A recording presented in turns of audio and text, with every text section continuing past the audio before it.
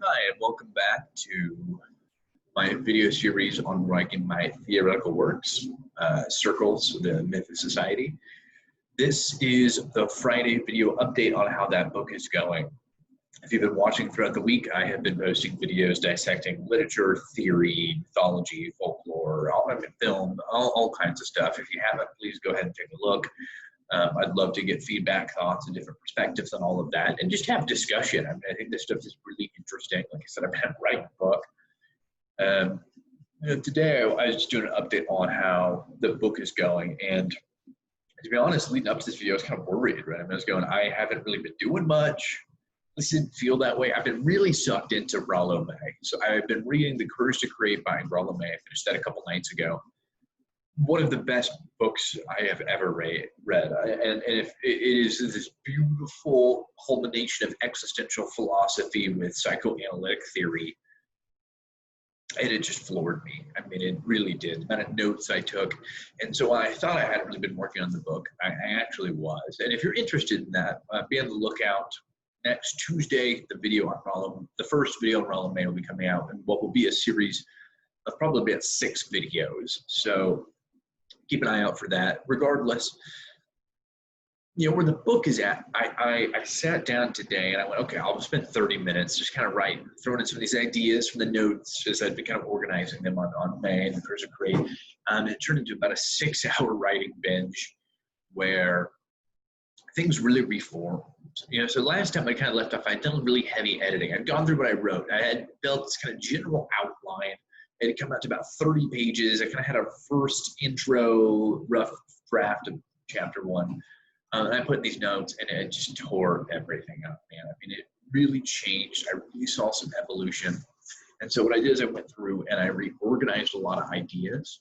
What I found is that my intro and first chapter actually really did work to integrate some new ideas. And what I really ended up doing is flushing out chapter 2. And so I, at this point, sort of reorganized chapter 3 and 4, but I think that they'll probably take a similar process, right? Where they'll need a lot of edits and tweaks and things as I go. It's really interesting how it's felt like building or making a pot out of clay, right? I'm slapping on water and things and reforming, and then a bump happens and I kind of rework it. It's been this really transferable process of bringing these ideas together. It's not that I haven't wrote long form before. I haven't wrote long form like this. Most of my work wraps up about 20 pages. It's very, very, very critical academic research for publication on a very qualitative subject or something like that. So this is a very big change of pace for me. And so I have been putting a lot into just expanding and exploring those ideas without trying to be critical and understand there's a first draft. I think at this point I have a hope that I can have a draft 1 by December 31st. I'd like to wrap up the year with a draft and kind of go into 2021 with here is my general concept of a book. In terms of size, I think I'm starting to get an idea. I think it's closer to being able to write really an essay, which I think is kind of typical within this format. I'm not writing a textbook. I'm not writing a novel. This doesn't need to be 500 pages. It will probably end up being probably between 120 and 200 would be my guess. We're at about a flat 47 right now. So it has increased in length. One of the biggest challenges is not to have my waist just scrolling up and down the book. That is a total pain to try to refine my spot and make that all work. So there's some ideas that I would like to look at adding to that. The other thing to be looking for is come Monday, I want to start doing some videos on The Witcher. I find that to be some of the most interesting literature I've read recently. Very, very folkish Slavic mythos. That had some really interesting ideas. So on Monday, there should be a video coming out on The Last Wish, which is the first book in the Witcher series. It's going to be a lot of really interesting ideas concerning the concept of story and how ununiversal it really is. I think in that we see a lot of interesting dissecting concepts of the traditional fairy tale that were very interesting to me. And as somebody who's not very familiar with Polish literature or much at all, I've seen a few Polish films and an interesting interpretation of 1984, but regardless, it's a very different vibe. Tuesday, I'm going to start a series, like I said, on Rollo May. This will be coming out over the next 7 weeks or so. And then I want to start really thinking about specific characters. So as I've developed this theory, I've really gotten into representations of abstract concepts. So if abstract concepts are a magical tool in which we're able to have a tribe or culture or system navigate complex societal and physical barriers, then heroes are the manifestation of that. They're a representation of how those tools are used and utilized. And so I want to spend some time thinking about some of those. The one that's really in my mind right now is Anansi the Spider. My mother read to me those stories all the time when I was a kid. And I find Anansi very interesting, or Nancy, it's sometimes called too. He is a story of cleverness.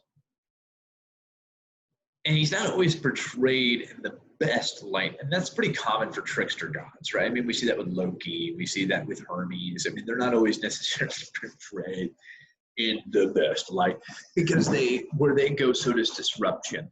But Anansi's an interesting one in this regard because of his enemies, right? I mean, Loki's always messing with the other guys. Right, it's like, dude, come on, let us be able to do our thing.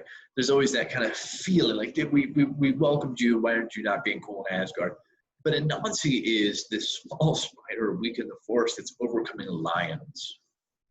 Right, he convinces the lion to trade balls with him. I mean, he's a really interesting character, and it makes sense why he would be a very important figure in American mythos as a result of the transport of slaves into America. I suppose that's what I want to talk about in that video. So I mean, that's what I think where we're going. There's a lot of different stuff to chew on. I think that I'm probably at a point where my next step is to do another round of heavy editing and go through and do some really critical, what doesn't make sense, what's really awkward, and do a lot of cutting and come up with a different guide for the next round. I need to decide what theoretical book I want to read next. And I'm actually thinking about taking a bit of a shift. So I've been chewing on possibly reading Walden, which has been a very long time for me, which I think would be a very interesting perspective on getting outside of it. I've been looking a lot at the society and how the culture works, but to get Thor's take again on what it means to divorce ourselves from that. And what we have in a state of nature, I think, could ultimately be really enlightening as I start to develop this conceptual idea of the self and consciousness.